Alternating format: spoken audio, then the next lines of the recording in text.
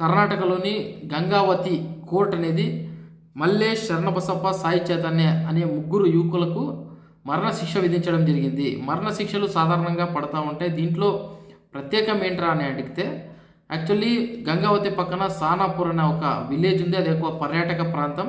చాలామంది ఫారినర్స్ అక్కడికి వస్తూ ఉంటారు.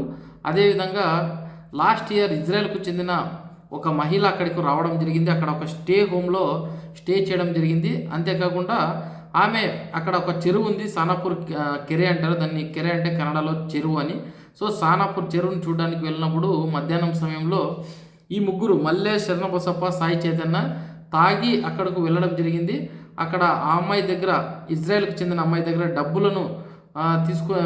డబ్బులను బలవంతంగా తీసుకునే ప్రయత్నంలో భాగంగా ఆమె ప్రతిఘటించడంతో ఆమె పైన దాడికి పాల్పడడం జరిగింది.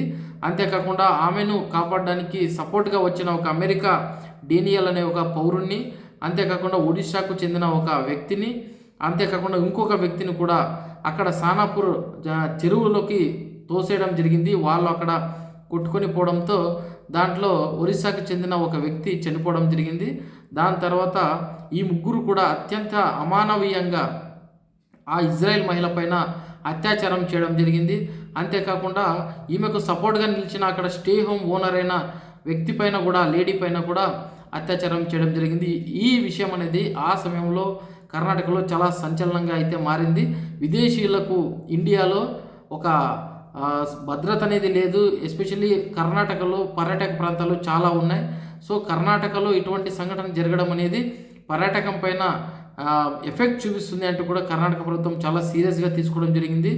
ఈ ఘటనకు సంబంధించిన అన్ని సాక్ష్యాలను పకడ్బందీగా పోలీసులను సేకరించమని కర్ణాటక గవర్నమెంట్ చాలా సీరియస్గా కూడా ఆదేశాలు ఇవ్వడం జరిగింది. దాంతో పోలీసులు చాలా క్రియాశీలకంగా పనిచేసి ఆ సాక్ష్యాలను కోర్టుకు ప్రవేశపెట్టడంలో వాళ్ళు సక్సెస్ అవ్వడం జరిగింది.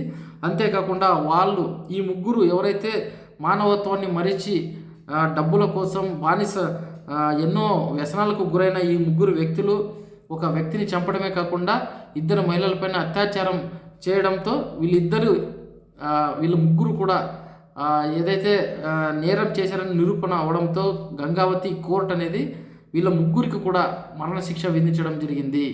ఇది నిజంగా ఎవరైతే చట్టాన్ని ఉల్లంఘించి మనుషులపైన దాడి చేయడం కానీ, అత్యాచారం చేయడం కానీ, ఎస్పెషల్లీ పర్యాటకులపైన అత్యాచారం చేయడం, దాడులు చేయడం, ఇలాంటివి చేసే కఠిన చర్యలు ఉంటాయని చెప్పడానికి గంగావతి కోర్టు ఇచ్చిన తీర్పు అనేది ఒక ఉదాహరణగా చెప్పుకోవచ్చు.